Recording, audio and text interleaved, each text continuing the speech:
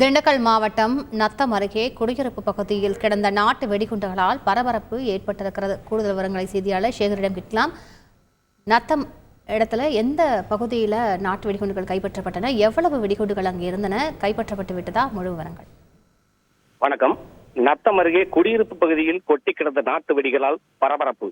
திண்டுக்கல் மாவட்டம் நத்தம் அருகே செந்தரை ரோடு அருகில் ஆர்சி பள்ளி மேல்நிலைப்பள்ளி எதிரே உள்ள கலைநகர் குடியிருப்பு பகுதியில் இன்று காலை அப்பகுதியில் உள்ள குடியிருப்பு வாசிகள் வழக்கமாக வேலைக்கு செல்வதற்காக வந்து கொண்டிருந்த போது சாலையின் அருகே உள்ள முள் புதருக்குள் 20க்கும் மேற்பட்ட சணலால் சுட்டப்பட்ட நாட்டு வெடிகள் சிதறி கிடந்தது. இதை பார்த்த பொதுமக்கள் மிகவும் அதிர்ச்சி அடைந்தனர்.